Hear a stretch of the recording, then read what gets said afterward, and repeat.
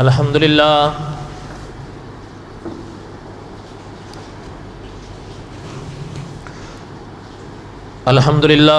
نحمده ونستعینه ونستغفره ونؤمن به ونتوکل علیہ ونعوذ باللہ من شرور انفسنا ومن سیئات اعمالنا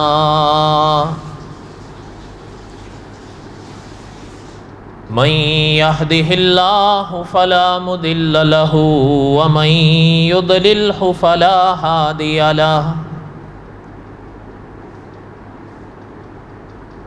ونشهد أن لا إله إلا الله وحده لا شريك له ونشهد أن سيدنا وسندنا ومولانا محمدا عبده ورسوله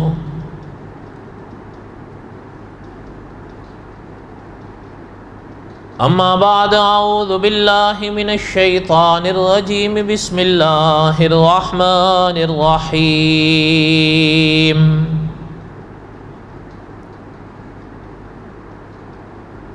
الف لام را تلک آیات الکتاب المبین انا انزلناہ قرآنا عربیا لعلکم تعقلون نحن نقص علیک احسن القصص بما اوحینا الیک ھذا القرآن وَإِن كُنْتَ مِن قَبْلِهِ لَمِنَ الْغَافِلِينَ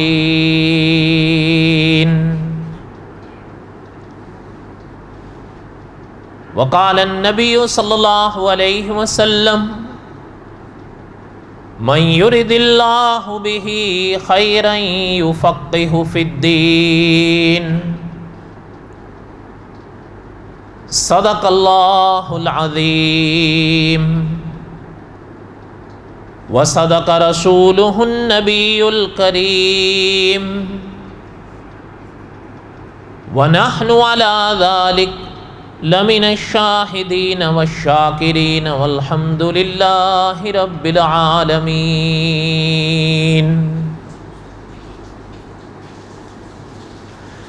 اللهم صل على محمد وعلى آل محمد كما صليت على إبراهيم وعلى آل إبراهيم إنك حميد مجيد اللهم بارك على محمد وعلى آل محمد كما باركت على إبراهيم وعلى آل إبراهيم إنك حميد مجيد یا ربی صلی وسلم دائما ابدا علی حبیبک خیر الخلق کلہم هو الحبیب الذی ترجى شفاعته لكل حول من الاحوال مقتحم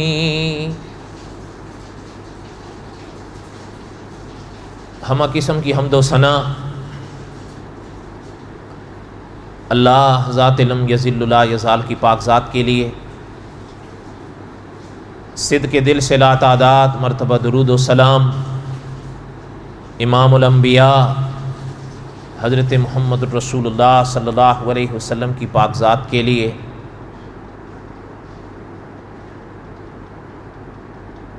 جمعے کے بیانات میں قصص الانبیاء علیہم السلام کے اسباق دہرا رہا تھا اور ہر مہینے کا آخری جمعہ عقیدہ ختم نبوت پر میں دہراتا ہوں، اس لیے گزشتہ جمعہ عقیدہ ختم نبوت پر چند باتیں میں نے عرض کی، اور آج واپس جو قصص الانبیاء علیہم السلام کا سبق گزشتہ سے وابستہ جمعہ جہاں چھوڑا تھا وہاں سے آگے پڑھنا ہے انشاءاللہ۔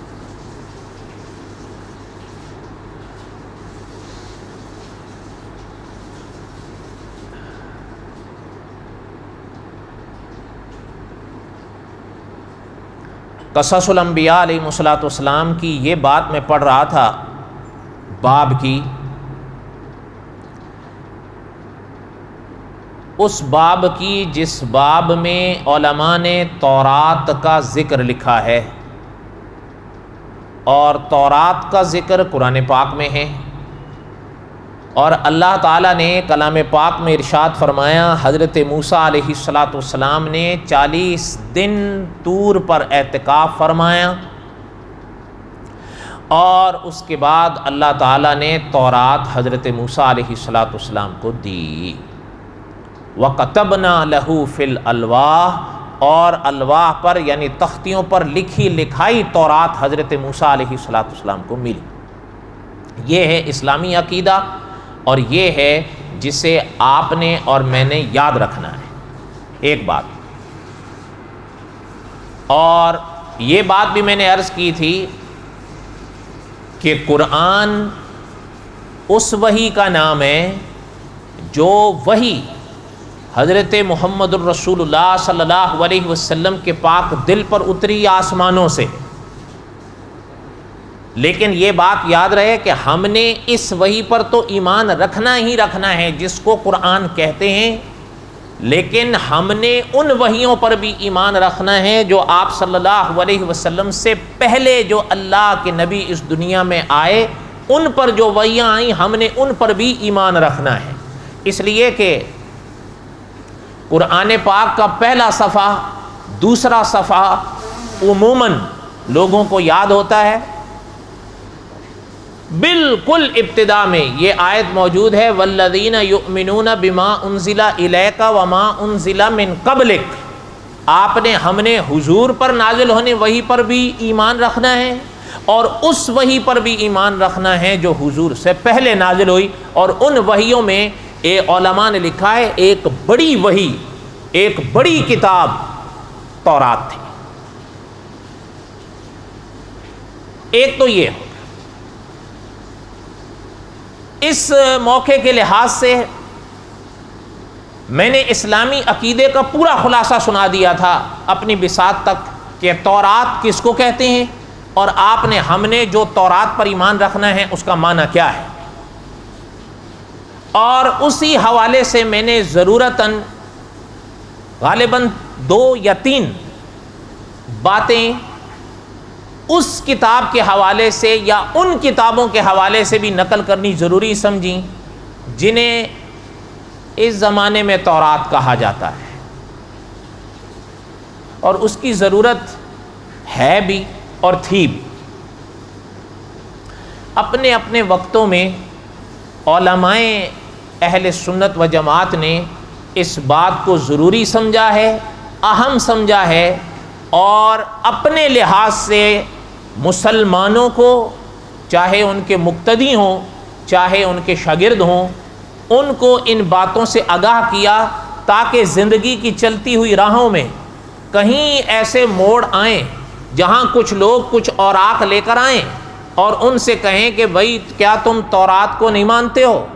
تو ظاہر بات ہے مسلمان کہیں گے کہ ہم تورات کو مانتے ہیں، تو یہ نہ ہو کہ وہ کچھ اوراق ان کو دکھائیں اور ان سے کہیں جب تورات کو مانتے ہو تو یہ تورات ہے، اس کو مانو۔ اس لیے علماء اہل سنت و جماعت نے گزشتہ ادوار میں بھی جو زمانے گزر گئے ان میں بھی چاہے اپنے مقتدی ہوں چاہے اپنے شاگرد ہوں، ان کو ان باتوں سے یا ان خبروں سے آگاہ رکھا ہے، اور اب کے علماء بھی یہ کرتے ہیں، اس لیے کہ یہ ضرورت ہے، اور آئندہ انشاءاللہ جو علماء آئیں گے وہ بھی کریں گے۔ اس لیے کہ ہر شخص تو تحقیق نہیں کر سکتا، ہاں بھروسہ تو کر سکتا ہے۔ اس لیے میں آج اس سبق میں بھی اسی کتاب کے حوالے سے ایک بات پڑھوں گا، لیکن وہ پڑھنے سے پہلے اسلامی عقیدے کو تازہ کرتا چلیں۔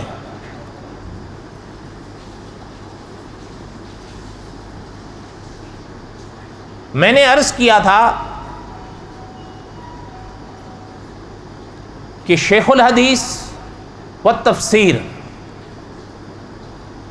مولانا محمد ادریس کاندھلوی رحمۃ اللہ علیہ نے اسلام کے عقیدوں پر ایک کتاب لکھی.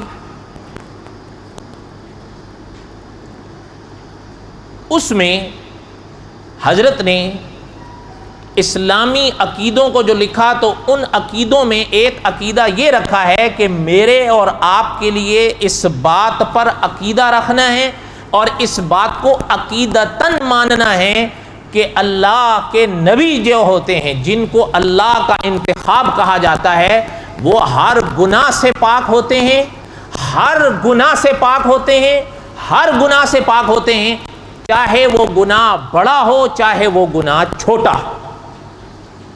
آپ سب جانتے ہیں عموماً جہاں گناہوں کی ابحاث آتی ہیں وہاں گناہ کبیرہ اور گناہ صغیرہ کا عنوان اختیار کیا جاتا ہے. کبیرہ وہ جو بڑے گناہ، صغیرہ وہ جو چھوٹے گناہ. لیکن یہ آپ اور ہم کہیں گے، یہ اللہ نہ کرے، یہ آپ اور ہم پڑھیں گے یا آپ اور ہم کریں گے، اللہ نہ کرے، اللہ تعالیٰ بچائیں، اللہ تعالیٰ سب کی حفاظت فرمائیں. لیکن جہاں انبیاء علیہم الصلاۃ والسلام کی بات آئے گی تو یہ عقیدہ رکھیں گے کہ اللہ کے نبی جیسے کبیرہ گناہوں سے پاک ہوتے ہیں، اللہ کے نبی ویسے ہی صغیرہ گناہوں سے بھی پاک ہوتے ہیں. یہ عقیدہ ہے مسلمانوں کا اور یہ عقیدہ ہے اہل سنت و جماعت کا. یہاں تک بات سمجھ میں آئی ہے؟ بولو. اب آگے دھیان دے کر سنیے گا ورنہ باتیں نہیں سمجھ میں آئیں گی. صرف 20-25 منٹ ہیں، حاضر رہ کر سنیے گا. آپ اور ہم الحمدللہ حنفی ہیں. مولانا عبد الشکور دین پوری رحمۃ اللہ علیہ فرمایا کرتے تھے ہم حنفی ہیں، منفی نہیں ہیں. اور ہمارے استاد ایک تھے وہ فرمایا کرتے تھے کہ ہم حنفی ہیں الحمدللہ. ہم حنفی میں ہماری نسبت امام اعظم ابو حنیفہ رحمۃ اللہ علیہ سے. اور استاذ العلماء، اچھا اس لفظ سے کوئی پریشان ہونے کی بھی بات نہیں ہے. اگر کبھی کوئی شخص یہ کہے، اللہ نہ کرے، اگر کوئی شخص یہ کہے کہ بھائی تم تو حنفی کہلاتے ہو اس لیے کہ امام ابو حنیفہ رحمۃ اللہ علیہ کی تابعداریاں کرتے ہو، کہو ہاں ہم کرتے ہیں، بلا جھجک کہو ہاں ہم کرتے ہیں. اگر وہ آگے سے یہ کہے کہ امام ابو حنیفہ رحمۃ اللہ علیہ کس کی تابعداری کرتے تھے، استاذ العلماء علامہ خالد محمود صاحب نے لکھا ہے برجستہ کہو امام ابو حنیفہ رحمۃ اللہ علیہ صحابہ کی تابعداری کرتے تھے. سبحان اللہ نہیں کہنا. اصل میں باتیں میرے اور آپ کے لیول سے تھوڑی وہ پورے کی ہیں نا، تو اس لیے ذرا سمجھنا بھی تو مشکل ہے. یہی مصیبت ہے نا. 10 سال ہو گئے آج تک آپ کو ابھی تک یہ بات بھی سمجھ میں نہیں آئی ہے. صحابہ کن کو کہتے ہیں؟ جنہوں نے حضور کی صحبت پائی وہ صحابہ ہیں. تو امام اعظم ابو حنیفہ رحمۃ اللہ علیہ کن کو کہتے ہیں؟ جنہوں نے صحابہ کی صحبت پائی. تو اس لیے فرمایا اگر کوئی شخص کہے کہ امام صاحب کس کی تابعداری کا، کہو صحابہ کی کرتے تھے. اس لیے ہماری نسبت اس میں امام ابو حنیفہ رحمۃ اللہ علیہ کی طرف ہے. علامہ خالد محمود صاحب رحمۃ اللہ علیہ نے لکھا ہے جب امام صاحب رحمۃ اللہ علیہ کے زمانے میں فتنوں نے جنم لیا اور وہ فتنے مسلمانوں کے عقیدوں پہ ضربے لگانے لگے، تو امام اعظم ابو حنیفہ رحمۃ اللہ علیہ نے مسلمانوں کے لیے، مسلمانوں کے عقیدوں کی سلامتی کے لیے، مسلمانوں کے عقیدوں کی حفاظت کے لیے ایک رسالہ لکھا اور اس کا نام حضرت نے رکھا فقہ الاکبر. آپ نے ایک لفظ عام سنا ہوگا، فقہ سنا ہے یا نہیں؟ قرآن، احادیث اور فقہ. امام صاحب رحمۃ اللہ علیہ نے اس رسالے کا نام رکھا فقہ الاکبر. علامہ خالد محمود صاحب رحمۃ اللہ علیہ نے لکھا ہے کہ امام صاحب رحمۃ اللہ علیہ یہ نام رکھ کر یہ پیغام دے گئے ہیں کہ جو فقہ مسائل سے تعلق رکھے، اعمال سے تعلق رکھے، وہ امام صاحب رحمۃ اللہ علیہ کے اس حوالے سے فقہ اصغر کہلائے گی، لیکن جو مسائل عقیدے سے تعلق رکھیں گے وہ فقہ اکبر کہلائیں گے. اس لیے امام صاحب رحمۃ اللہ علیہ نے اس رسالے کا نام رکھا فقہ الاکبر. اس میں امام اعظم ابو حنیفہ رحمۃ اللہ علیہ نے اہل سنت کے عقیدوں کو جمع کیا ہے. ان عقیدوں میں یہاں تک بات سمجھ آئی ہے؟ اب آگے بات سنیں. امام اعظم ابو حنیفہ رحمۃ اللہ علیہ نے ان عقیدوں میں ایک عقیدہ کھل کر لکھا ہے کہ والانبیاء علیہم الصلاۃ والسلام کلہم منزہون عن الصغائر والکبائر والکفر والقبائح. یہ عقیدہ امام اعظم ابو حنیفہ رحمۃ اللہ علیہ نے مسلمانوں کا لکھا اس رسالے میں کہ انبیاء کے بارے میں آپ صلی اللہ علیہ وسلم کی امت کا عقیدہ یہ ہے کہ والانبیاء علیہم الصلاۃ والسلام منزہون عن الصغائر والکبائر والکفر والقبائح، کہ اللہ کے تمام نبی، الفاظ پر غور فرمائیں، والانبیاء علیہم الصلاۃ والسلام کلہم منزہون عن الصغائر والکبائر والکفر والقبائح، کہ اللہ کے تمام نبی کبیرہ گناہوں سے بھی پاک ہیں، صغیرہ گناہوں سے بھی پاک ہیں، کفر سے بھی پاک ہیں، ہر برائی سے پاک ہیں. یہ اہل سنت و جماعت اور ہم مسلمانوں کا عقیدہ ہے. ٹھیک ہے. علماء کی اصطلاح میں ان لمبی ابحاث کو ایک لفظ میں بند کیا ہے. اگر وہ لفظ آپ کو یاد رہے تو پھر سرور رہے. یہ ساری عبارت تو آپ یاد نہیں رکھ پائیں گے. والانبیاء علیہم الصلاۃ والسلام کلہم منزہون عن الصغائر والکبائر والکفر والقبائح، یہ یاد رکھ پائیں گے آپ؟ ویسے یاد رکھیں تو کوئی مشکل تو نہیں ہے، لیکن مجھے امید بھی نہیں ہے. اس لیے ان لمبی ابحاث کو علماء نے ایک لفظ میں بند کیا ہے. وہ لفظ بتا دوں تو یاد رہے گا. ایک تو یاد رکھنا مشکل نہیں ہے، وہ ہے معصوم عن الخطا. بس یہ تو یاد رہے گا نا. ان تمام لمبی چوڑی ابحاث کا خلاصہ اس ایک لفظ میں بند ہے جو اہل سنت کی اصطلاح ہے کہ انبیاء علیہم الصلاۃ والسلام معصوم عن الخطا ہیں. بات سمجھ آ گئی؟ اب سنیں جو بات عرض کر رہا تھا. یہ مزاج امت کو حضور سے ملا صلی اللہ علیہ وسلم. یہ مزاج امت کو انبیاء علیہم الصلاۃ والسلام کے مسلک سے ملا. یہ مزاج امت کو صحابہ اکرام رضوان اللہ تعالی علیہم اجمعین کے مسلک سے ملا. یہ مزاج امت کو علماء حق اہل سنت و جماعت کی صحبتوں سے ملا ہے کہ والانبیاء علیہم الصلاۃ والسلام کلہم منزہون عن الصغائر والکبائر والکفر والقبائح. اللہ کے تمام نبی، کلہم کے لفظ ہیں کہ اللہ کے تمام نبی حضرت آدم سے لے کر حضور تک صلی اللہ علیہ وسلم، اللہ کے تمام نبی ہر گناہ سے پاک ہیں، ہر خطا سے پاک ہیں، چاہے کبیرہ ہو چاہے. اس تمام بحث کو ایک لفظ میں بند کیا، معصوم عن ال. اچھا اب آ جائیں اس بات پر کہ معصوم عن الخطا کس کو کہتے ہیں. اہل سنت و جماعت کے علماء نے لکھا ہے کہ کلام پاک میں اس بات پر روشنی پڑتی ہے کہ معصوم عن الخطا کس کو کہتے ہیں. ایک تو یہ ہے نا، ہمارے ہاں کوئی بچہ آ جائے، آپ اور ہم کیا کہیں گے کہ یہ کیا ہے، کہتے ہیں نا. اچھا کبھی بات فرشتوں کی آ جائے تو آپ اور ہم کیا کہتے ہیں کہ فرشتے بھی. اچھا اللہ کے نبیوں کی باتیں آ جائیں تو اہل سنت و جماعت کے قانون کے مطابق خدا کے نبی بھی. لیکن علماء نے لکھا ہے فرق ہے، یہ یاد رہے. ہاں معصوم خدا کے فرشتے بھی ہیں، معصوم خدا کے نبی بھی ہیں، معصوم بچے بھی ہوتے ہیں، لیکن فرق ہے. اب یہاں پر معصوم کا معنی کیا ہے؟ ظاہر بات ہے ساری باتیں تو میں نہیں پڑھ سکتا، ایک موٹی سی بات ذہن میں بٹھا لیں. مولانا ادریس کاندلوی رحمۃ اللہ علیہ نے لکھا ہے کہ اللہ کے ایک نبی کو ایک گناہ کی طرف بلایا گیا. وہ موقع ایسا تھا کہ انسان دنگ رہ جاتا ہے، حتیٰ کہ گناہ کی طرف بلانے والے نے یا بلانے والی نے یا بلانے والوں نے دروازے تک کیا بند کیے، ان کو مکفل تک کر دیا. لیکن پیغمبر علیہ الصلاۃ والسلام کو اللہ نے محفوظ رکھا. پیغمبر علیہ الصلاۃ والسلام کو اللہ نے معصوم عن الخطا رکھا. اس کی وجہ یہ ہے اللہ نہ کرے اگر کسی ایک پیغمبر کے دامن پر بھی کوئی داغ آتا باقی انبیاء بچ جاتے. یہ تو سوال ہی نہیں پیدا ہوتا، اس لیے کہ ان ایک کے حوالے سے سب پر بات جاتی. لیکن مولانا ادریس کاندھلوی رحمۃ اللہ علیہ کے حوالے سے یہ بات سمجھانے کی کوشش کر رہا ہوں، جو حضرت نے لکھا کہ معصوم جو اہل سنت کہتے ہیں، معنی کیا ہے نبوت کے لیے اس لفظ کا؟ ورنہ آپ کے ہاں ہمارے ہاں بچہ آ جائے تو آپ اور ہم تو یہ بھی کہہ دیں گے یہ بھی معصوم ہے، اور کہتے ہیں تو آیا جب انبیاء کے لیے یہ لفظ استعمال کیا جاتا ہے تب وہاں کیا معنی ہے؟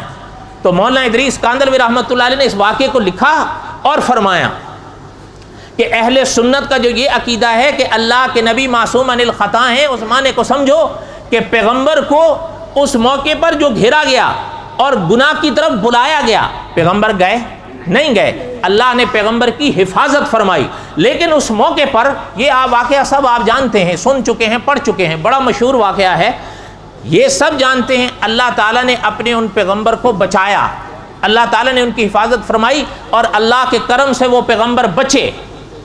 ہر گواہی اس پر آئی، حتیٰ کہ بادشاہ نے دی، حتیٰ کہ ان عورتوں نے دی، حتیٰ کہ جس کا یہ معاملہ تھا اس نے خود بھی دی، اور سب سے بڑی بات اللہ نے دی، تو بات ختم ہو۔ جتنی گواہیاں ہو سکتی تھیں پاک دامنی کے لحاظ سے پیغمبر کے لیے، ہر گواہی پیغمبر نے دلوائی، اللہ نے دلوائی۔ اچھا، اس موقع پر جو بات عرض کر رہا تھا، اس موقع پر جو کلام پاک میں اللہ تعالیٰ نے ارشاد فرمایا ہے، جملہ یا بات یا آیت، اس پر آپ غور فرمائیں۔ جو مولانا ادریس کاندھلوی رحمۃ اللہ علیہ نے اس باب میں لکھ کر اس بات کو سمجھایا ہے کہ اہل سنت و جماعت کو جو عقیدہ حضور سے ملا صلی اللہ علیہ وسلم، اہل سنت و جماعت کو جو عقیدہ صحابہ سے ملا، وہ یہ ہے کہ پیغمبر جو بھی ہوں، ابھی میں نے پڑھا والانبیاء علیہم الصلوۃ والسلام کلہم، تمام کے تمام، حضرت آدم سے لے کر حضور تک، کلہم منزہون عن الصغائر والکبائر، اللہ کے تمام نبی گناہوں سے معصوم ہوتے ہیں۔ یہاں تک بات سمجھ آئی ہے؟ اب ذرا وہ بات سنیں جو مولانا ادریس کاندھلوی رحمۃ اللہ علیہ نے لکھی ہے، کہ مولانا ادریس کاندھلوی رحمۃ اللہ علیہ نے لکھا ہے کہ اس موقع پر جو اللہ تعالیٰ نے اس واقعے کو بیان فرمایا اپنے کلام میں، یہ سب جانتے ہیں کہ اللہ تعالیٰ نے حفاظت فرمائی ان نبی کی، وہ بچے، اور میں نے ابھی عرض کیا پاک دامنی کے حوالے سے، صفائی کے حوالے سے جتنی گواہیاں ہو سکتی ہیں اللہ نے ساری جمع فرما دی۔ وَلَقَدْ هَمَّتْ بِهِ وَهَمَّ بِهَا لَوْلَا أَن رَّأَىٰ بُرْهَانَ رَبِّهِ كَذَٰلِكَ لِنَصْرِفَ عَنْهُ السُّوءَ وَالْفَحْشَاءَ۔ میں نے ابھی عرض کیا، علماء نے لکھا ہے کہ کلام پاک میں یہ مشکل ترین آیت ہے۔ کچھ کلام پاک کی آیات ایسی ہیں کہ علماء فرماتے ہیں وہ کلام پاک کی مشکل ترین آیت، مشکل ترین سے کیا مراد ہے؟ معنی، یاد کے حوالے سے نہیں، معنی کے لحاظ سے، اس لیے کہ اتنی ابحاث ہیں ان پر۔ اسی ایک کی آیت کے اندر وَلَقَدْ هَمَّتْ بِهِ وَهَمَّ بِهَا، ایک آیت کے اندر ہمہ کا لفظ 2 بار آ رہا ہے۔ اچھا، اسی طرح کلام پاک میں ایک اور آیت ہے، اِنَّكَ مَيِّتٌ وَإِنَّهُمْ مَيِّتُونَ، ایک ہی آیت میں لفظ میت 2 بار آ رہا ہے، ایک لفظ میت حضور کے لیے آ رہا ہے، ایک لفظ میت لوگوں کے لیے آ رہا ہے۔ اور یہ جو کہتے ہیں نا کہ انبیاء بھی مر گئے، نعوذ باللہ، وہ یہی آیت پیش کرتے ہیں، کہتے ہیں جی کیا بات کرتے ہو، یہ تو صاف قرآن ہے، اِنَّكَ مَيِّتٌ وَإِنَّهُمْ مَيِّتُونَ، اور ایک ہی آیت کے اندر لفظ میت 2 بار ہے۔ اور یہ آیت بھی آپ دیکھیں، وَلَقَدْ هَمَّتْ بِهِ وَهَمَّ بِهَا، انہوں نے بھی ارادہ کیا، انہوں نے بھی ارادہ کیا، لولا ان رأى برهان ربه كذلك لنصرف عنه السوء والفحشاء۔ اچھا، میں آپ سے پوچھتا ہوں، لفظ ارادہ دونوں کے لیے آیا ہے، پیغمبر کے لیے بھی اور اس عورت کے لیے بھی، تو میں آپ سے پوچھتا ہوں، مولانا حق نواز جھنگوی رحمۃ اللہ علیہ کے الفاظ لے کے، جو ارادہ اس عورت کا تھا وہی ارادہ پیغمبر کا بھی تھا؟ بولو، بلکہ بقول مولانا حق نواز جھنگوی کے اگر وہی ارادہ پیغمبر کا بھی تھا تو پیغمبر ہی گئی۔ اس لیے ہمیں ماننے پر لازم آتا ہے کہ پیغمبر کا وہ ارادہ نہیں تھا، پیغمبر کا ارادہ کچھ اور تھا، عورت کا ارادہ کچھ اور تھا۔ اور مدرس حرم فرماتے ہیں دلیل اس پر کیا ہے؟ دلیل قرینہ ہے ساتھ میں جو موجود ہے کہ عورت پیچھے بھاگتی ہے، پیغمبر آگے بھاگتے ہیں، دونوں کا قرینہ واضح کر رہا ہے۔ عورت کا ارادہ کچھ اور تھا، پیغمبر کا ارادہ کچھ انک میت و انہم میتون، قصص الانبیاء میں آخر میں آ جائے گا انشاءاللہ، اللہ نے زندگی دی۔ جو بات عرض کرا تھا وہ سنیں، وَلَقَدْ هَمَّتْ بِهِ وَهَمَّ بِهَا، انہوں نے بھی ارادہ کیا، انہوں نے بھی، لَوْلَا أَن رَأَىٰ بُرْهَانَ رَبِّهِ۔ اچھا اللہ نے فرمایا اگر میرے پیغمبر برہان میری نہ دیکھ لیتے، كَذَلِكَ لِنَصْرِفَ عَنْهُ السُّوءَ وَالْفَحْشَاءَ انہو من عبادنا المخلصین۔ اچھا علماء نے لکھا ہے یہاں حضرت یوسف علیہ السلام کو برہان نظر آئی، وہ برہان کیا تھی یہ تو سمجھ میں آ گیا، حضرت یوسف آگے بھاگے وہ پیچھے بھاگی، یہ سارا واقعہ آپ پہلے سن چکے ہیں۔ کہنے کا مقصد یہ ہے وہ برہان کیا تھی، وَلَقَدْ هَمَّتْ بِهِ وَهَمَّ بِهَا لولا ان رأى برہان ربہ۔ اللہ نے فرمایا اگر ہمارے پیغمبر ہماری برہان نہ دیکھ لیتے۔ اچھا علماء نے لکھا ہے برہان تھی کیا؟ بعض علماء نے لکھا ہے کہ حضرت یوسف علیہ السلام کی نگاہ چھت پر پڑی اسی موقع پر، اور چھت میں حضرت یعقوب کا چہرہ نظر آیا کہ حضرت یعقوب فرما رہے ہیں یوسف آپ میرے بیٹے ہو، ذرا بچ کے رہیو، پھسلیو نہیں، پھسلیو نہیں۔ اور بعض علماء نے فرمایا وہاں یعقوب نہیں بلکہ اللہ کی دلیل حضرت یوسف کو نظر آئی، اللہ کی برہان حضرت یوسف کو نظر آئی، اللہ کا نور حضرت یوسف کو نظر آیا کہ اللہ نے خود فرمایا یوسف آپ میرے پیغمبر ہو، ذرا بچ کے رہیو۔ کیونکہ ایک پر بات آئی تو پھر تو سارے گئے، پھر ہر شخص کے لیے حضرت یوسف کا واقعہ دلیل بن سکتا تھا، لیکن آگے اللہ نے فرمایا كَذَلِكَ لِنَصْرِفَ عَنْهُ السُّوءَ وَالْفَحْشَاءَ۔ مولانا ادریس کاندھلوی رحمۃ اللہ نے فرمایا اس جملے پر غور فرماؤ کہ اللہ فرما رہے ہیں اس طرح ہم نے برائی کو یوسف سے دور رکھا۔ حالانکہ مولانا ادریس کاندھلوی رحمۃ اللہ علیہ لکھتے ہیں اللہ یوں بھی تو فرما سکتے تھے نا ہم نے یوسف کو برائی سے دور رکھا، نہ فرمایا كَذَلِكَ لِنَصْرِفَ عَنْهُ السُّوءَ وَالْفَحْشَاءَ، ہم نے اس طرح برائی کو یوسف سے دور رکھا۔ مولانا ادریس کاندھلوی رحمۃ اللہ نے لکھا ہے قرآن پاک نے یہ عقیدہ سکھا دیا مسلمانوں کو کہ اللہ کے نبی برائیوں کے پاس جائیں، بڑی دور کی بات ہے، اللہ تعالیٰ اپنے نبیوں کے پاس برائیوں کو نہیں آنے دیتا۔ انہو من عبادنا المخلصین، اللہ نے فرمایا وہ ہمارا انتخاب تھے، جب اللہ کا انتخاب تھے تو پھر برائی ان کے پاس کیسے جا سکتی تھی؟ صحیح بات ہے یا نہیں؟ اب یہ اچھا یہ میں نے کیوں کہا، یہ واقعہ خیر قصص الانبیاء میں ہم سب پہلے پڑھ چکے ہیں، آپ سن چکے ہیں، اور ویسے بھی آپ یہ واقعہ جانتے ہی ہیں، اکثر بیان ہوتا رہتا ہے۔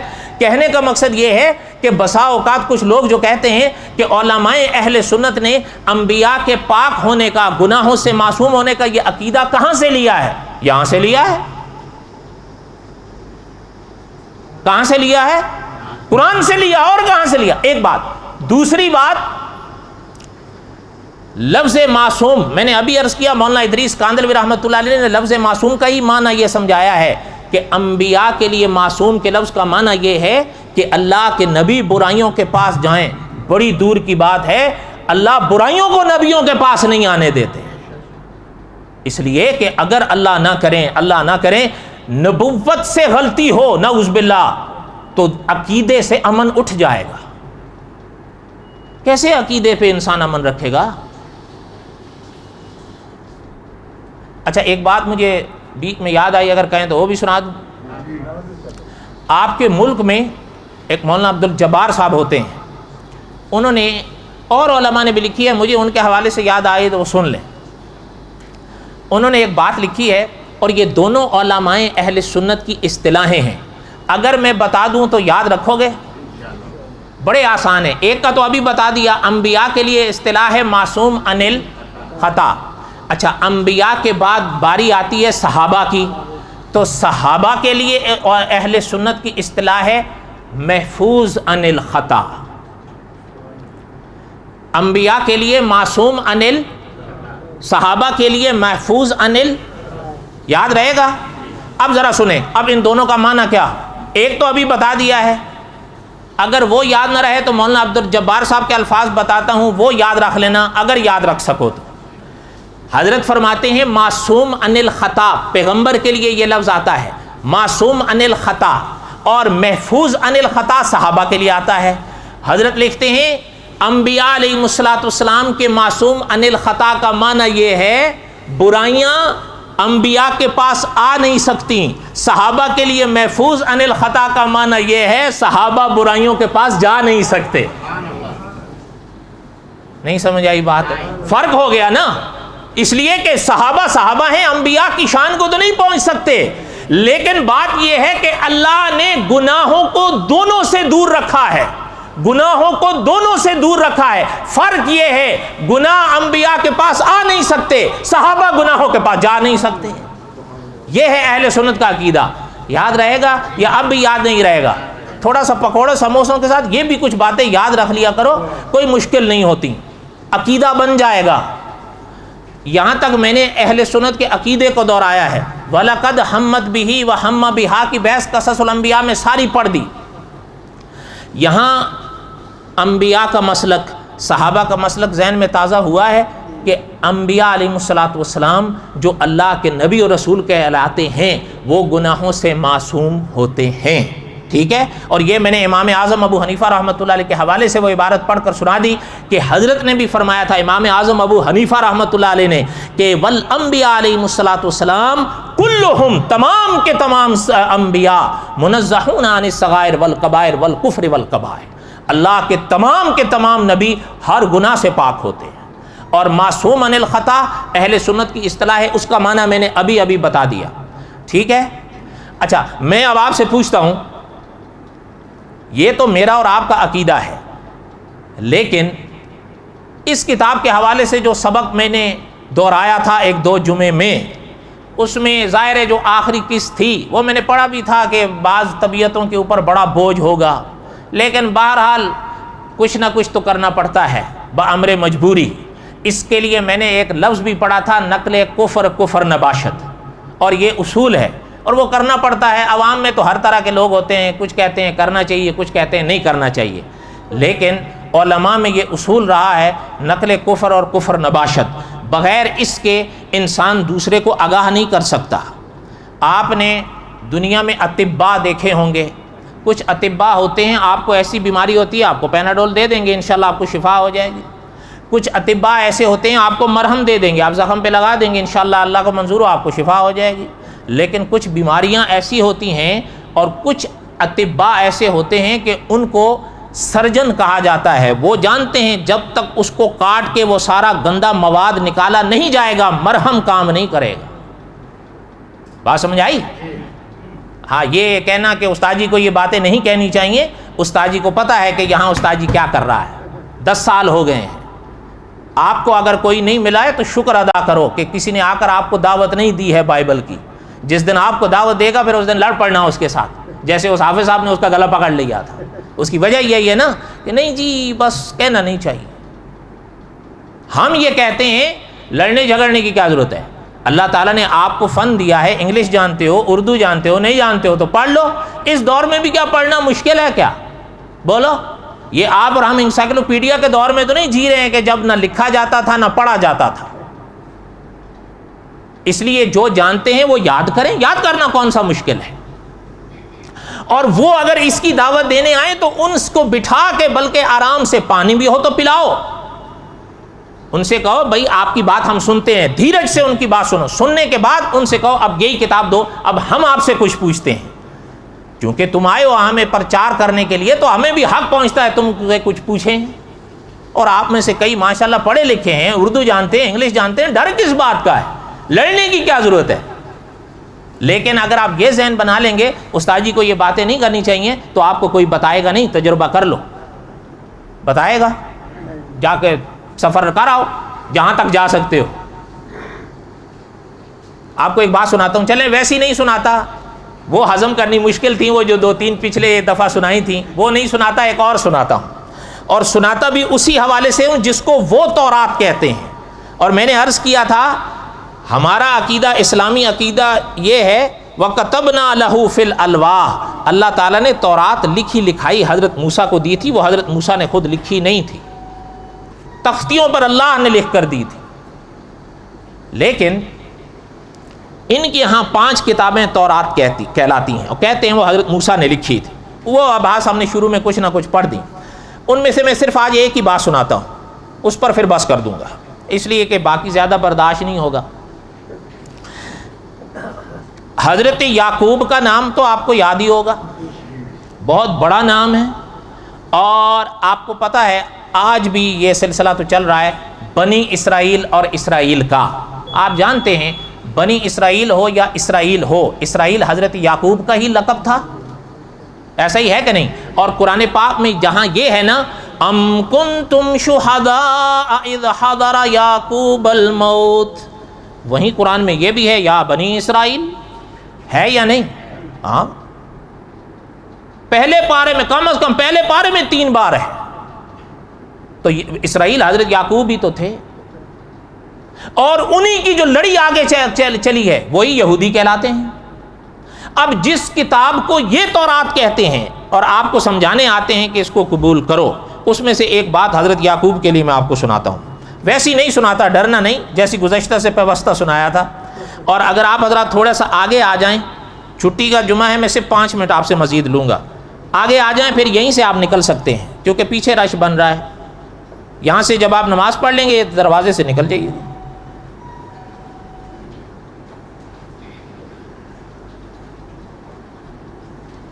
حضرت یعقوب کے والد کا نام تھا حضرت اسحاق، یہ تو آپ کو یاد ہوں گے۔ حضرت ابراہیم کے 2 بڑے مشہور بیٹے تھے، ایک حضرت اسماعیل تھے، حضرت اسماعیل، دوسرے حضرت اسحاق تھے علیہ السلام۔ حضرت اسحاق جو تھے یہ حضرت یعقوب کے والد تھے، ٹھیک ہے نا؟ اب ذرا سنیں، یہ تکوین ہے، 5 کتابوں کو میں نے بتایا تھا یہ تورات کہتے ہیں، یہ ان میں سے پہلی ہے، اسے پیدائش بھی کہا جاتا ہے، اسے تکوین بھی کہا جاتا ہے۔ اس میں باب نمبر 27 ہے۔ جب اسحاق کی عمر زیادہ ہوئی، یہ یاد رکھیے گا، حضرت علیہ السلام، یہ الفاظ آپ کے ہاں ہمارے ہاں ترجمے میں ہوتے ہیں، تفاسیر میں ہوتے ہیں، یہاں نہیں ہوتے، اس لیے میں یوں کہ توں عبارت پڑھ رہا ہوں۔ جب اسحاق کی عمر زیادہ ہوئی اور اس کی آنکھیں دھندلا گئیں، حالانکہ ان کا بھی لفظ تو لکھا جا سکتا تھا کہ وہ دیکھ نہ سکتا تھا، تو اس نے اپنے بڑے بیٹے عیسو کو بلایا، حضرت اسحاق نے اپنے بڑے بیٹے عیسو کو بلایا، ٹھیک ہے؟ یہ یاد رہے، ایک حضرت یعقوب علیہ السلام تو آپ کے ہمارے ہاں مشہور ہیں نا کہ حضرت اسحاق کے بیٹے تھے، ان کے ہاں ایک عیسو بھی بیٹا تھا جو حضرت اسحاق کا وہ کہتے ہیں بڑا تھا، پیدا جڑواں ہوئے تھے لیکن یہ پہلے پیدا ہوا تھا، اس کو ان کی اصطلاح میں کہتے ہیں پہلوٹھا۔ پہلے میں نے آپ کو بتایا تھا نا پہلوٹھا کس کو کہتے ہیں، اب تو یاد ہوگا یا نہیں؟ ایک ہوتا ہے اکلوتا، ایک ہوتا ہے پہلوٹھا۔ اب تاج لالا بیٹھے ہیں، یہ پہلوٹھے تو ہیں، اکلوتے نہیں ہیں، کیونکہ اور بھی ہیں نا ماشاءاللہ، لیکن اگر کوئی ماں باپ کا ایک ہو تو وہ اکلوتا ہوتا ہے، وہ پھر پہلوٹھا بھی ہو سکتا ہے اور اکلوتا بھی ہو سکتا ہے، لیکن جس کے اور ہو جائیں وہ پہلوٹھا ہو سکتا ہے، اکلوتا نہیں رہتا وہ۔ اچھا، جب انہوں نے اپنے بڑے بیٹے عیسو کو بلایا اور اس سے کہا اے میرے بیٹے، وہ بولا میں حاضر ہوں، تب اس نے کہا کہ دیکھ اب میری عمر زیادہ ہو گئی ہے اور مرنے کا دن نہیں جانتا میں، پس اب تو اپنے ہتھیار، اپنا ترکش، اپنی کمان لے اور جنگل کو جا اور میرے لیے شکار کر۔ حضرت اسحاق نے عیسو کو کہا اپنے بیٹے کو کہ میرے لیے شکار لا اور میرے لیے لذیذ کھانا جیسا کہ میں پسند کرتا ہوں تیار کر اور میرے پاس لا کہ میں کھاؤں، تاکہ اپنے مرنے سے پہلے میں دل سے تجھے برکت کی دعا دوں۔ اب بات سمجھ آئی؟ اب سنیں۔ اور جب اسحاق اپنے بیٹے عیسو سے یہ باتیں کر رہا تھا تو رفقہ سن رہی تھی۔ رفقہ حضرت اسحاق کی بیوی تھی، حضرت یعقوب کی والدہ تھی، لیکن یاد رہے یہ عیسو بھی انہی کا ہی بیٹا تھا، وہ عیسو بڑا تھا، حضرت یعقوب چھوٹے تھے۔ البتہ یہی بائبل بتاتی ہے عیسو حضرت اسحاق کا لاڈلا تھا اور حضرت یعقوب ماں کے لاڈلے تھے۔ یہ وضاحت میں نے کیا تاکہ بات اگلی سمجھ میں آئے۔ آپ نہیں جانتے، کئی لوگ کہتے رہتے ہیں یہ کہاں پڑھا ہوا ہے، میں ان کے پاس بائبل پڑھا ہوں، میرے پاس آج بھی ان کی سند ہے ڈیرہ اسماعیل خان میں. میں نہیں بتاتا تو اس کا مطلب یہ نہیں کہ میں جاہل مطلق ہوں. ضرورت کیا ہے بتانے کی؟ جو ہیں سامنے ہیں، نہیں ہے نہیں ہے.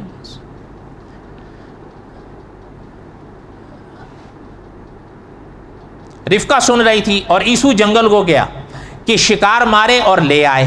تب رفقہ نے اپنے بیٹے یعقوب سے کلام کر کے کہا کہ دیکھ، میں نے تیرے باپ کو تیرے بھائی عیسو سے کلام کرتے سنا کہ میرے لیے شکار لا اور میرے واسطے لذیذ خوراک تیار کر تاکہ میں اس سے کھاؤں اور اپنے مرنے سے پیشتر خداوند کے آگے تجھے برکت دوں. چنانچہ اب اے میرے بیٹے، اس حکم کے موافق جو میں تجھے دیتی ہوں میری بات مان. ابھی گلے میں جا، وہاں سے بکری کے 2 اچھے بچے پکڑ لا اور میرے پاس، اور میں تیرے باپ کے لیے ان سے لذیذ کھانا جیسا کہ وہ پسند کرتا ہے پکاؤں گی. ماں کہہ رہی ہے ایسا کر، عیسو تو جنگل گیا ہے، تو جا کے ریوڑ سے 2 بکریاں پکڑ لا، میں ان کو جو ہے اچھی طرح تیار کر کے دیتی ہوں اور اپنے باپ کے پاس لے جا. حضرت اسحاق نے کن کو بھیجا تھا؟ بھیجا کہاں تھا؟ جنگل، شکار کے لیے. اچھا، ماں نے کن کو بھیجا؟ حضرت یعقوب کو. اور بھیجا کہاں؟ ریوڑ. اور تو اسے اپنے باپ کے آگے لے جانا تاکہ وہ کھائے اور اپنے مرنے سے پہلے تجھے برکت دے دے. یعنی حضرت اسحاق دینا چاہتے تھے بڑے بیٹے کو، ماں چاہتی تھی حضرت یعقوب کو ملے.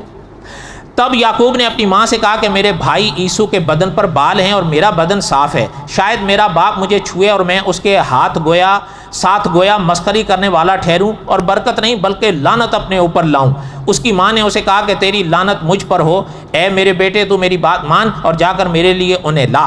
تب وہ گیا اور انہیں اپنی ماں کے پاس لے آیا اور اس کی ماں نے لذیذ کھانا جیسا کہ اس کے باپ کو پسند تھا پکایا. اور رفقہ نے اپنے بڑے بیٹے عیسو کے نفیس کپڑے جو گھر میں اس کے پاس تھے لیے اور اپنے چھوٹے بیٹے یعقوب کو پہنا دیے، اور بکری کے بچوں کی کھالیں اس کے ہاتھوں اور اس کی گردن پر جہاں بال نہ تھے لپیٹی، اور وہ لذیذ کھانا اور روٹی جو اس نے تیار کی تھی اپنے بیٹے یعقوب کو دی. تب اس نے اپنے باپ کے پاس آ کر کہا اے میرے باپ. وہ بولا دیکھ میں سنتا ہوں، تو کون ہے میرے بیٹے؟ یعقوب نے باپ سے بولا کہ میں عیسو ہوں. سچ بولا، سچ بولا. اچھا اب آگے سنو، 1 ہوا. ہاں اب گنو. تیرا پہلوٹھا ہوں. کتنے ہوئے؟ جیسا تو نے مجھ سے کہا میں نے ویسا ہی کیا. حضرت یعقوب سے کہا تھا؟ حضرت اسحاق نے کس سے کہا تھا؟ یہ تیسرا ہوا. اب اٹھ کر بیٹھ اور میرے شکار میں سے کچھ کھا. شکار کر کے لائے تھے یا ریوڑ میں سے لائے تھے؟